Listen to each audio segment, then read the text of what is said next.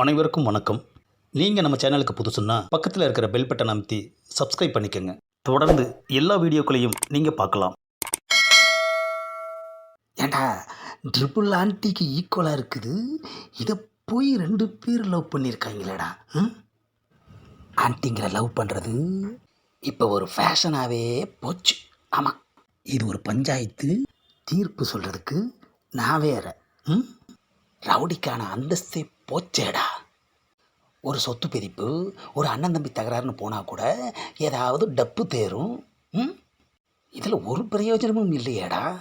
அசிங்கப்படுத்திட்டீங்களேடா. கொச்சா, இந்த மாதிரி பஞ்சாயத்து அடித்தடின்னு அப்பப்போ பண்ணிக்கிட்டு இருந்தாதான் நாம் பெரிய ரவுடி கேங்குங்கிறது எல்லாருக்கும் தெரியும். ஏண்டா ஏற்கனவே தான் கோவை கோச்சான்னு ஃபார்ம் ஆயிட்டல்லடா, அப்புறம் என்னடா? அது போதாது கோச்சா.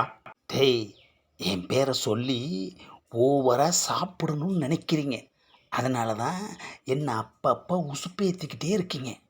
என் கூட மொத்தம் 4 பேர் இருக்கீங்க. என்கிட்ட பிடுங்கி திங்கிறதுக்காக 4 பேரும் எனக்கு ஃப்ரெண்ட்ஸ் ஆனீங்க.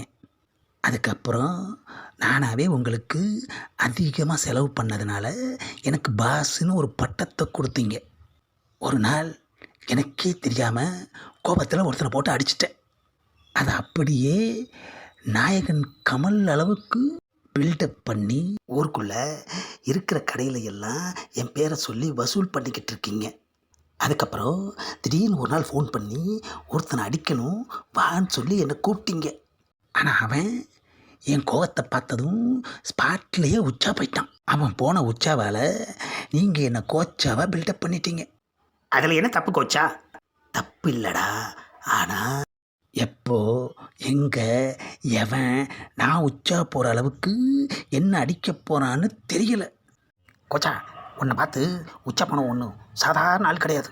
இந்த கோவையவே பயங்கரமாக கலக்கிக்கிட்டு இருந்தவன். அதனால தான் அவன் இடத்துக்கு உங்களை கொண்டு வந்து ஃபிக்ஸ் பண்ணிட்டோம். அதுக்கு காரணம் உங்களோட கோபம். உங்கள் கோபத்து முன்னாடி யாருமே நிற்க முடியாது கோச்சா.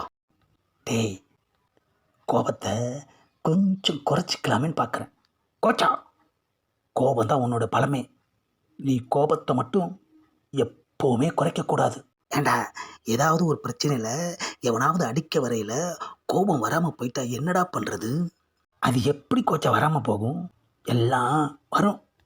குச்சி மிட்டாயும் குருவி ரொட்டியும் திருடின ஒருத்தனை பொட்டிக்கடை முன்னாடி போட்டு பொலன்னு பொழந்தீங்களே, அப்போ எப்படி கோபம் வந்துச்சு?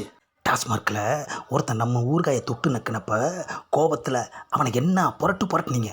அந்த கோபம் எங்கேருந்து வந்தது? ஹோட்டலில் சாம்பாரில் உப்பு இல்லைன்னு சொல்லி சப்ளைலேருந்து ஓனர் வரைக்கும் ஒரு ஓட்டுனீங்களே, அப்போது கோபம் எங்கேருந்து வந்தது? ஆஹா, நாம் தெரியாதனமாக பண்ணினது எல்லாத்தையுமே இவனுங்க ரவுடித்தனம்னு நினச்சிக்கிட்டு இருக்கானுங்களே ஐயா. டேய், நடந்த வரைக்கும் போதும்டா. எல்லாரும் மொத்தமாக திருந்திடலாம்டா. முடியாது கோச்சா, நாம் ரொம்ப தூரம் வந்துட்டோம். திரும்பி போகணுன்னா ரொம்ப லேட் ஆகும். டேய், நாம் எங்கடா வந்தோம்? ஒரே இடத்துல தானடா இருந்துக்கிட்டு இருக்கோம். சினிமா பார்த்து நல்லா டைலாக் பேசுகிறீங்கடா. சினிமா டைலாக்கு சீரியஸ் ரவுடிக்கு ஒத்து வராது, புரியுதா? இந்த காமெடி பதிவை லைக் பண்ணுங்கள், ஷேர் பண்ணுங்கள், மறக்காமல் சப்ஸ்கிரைப் பண்ணுங்கள்.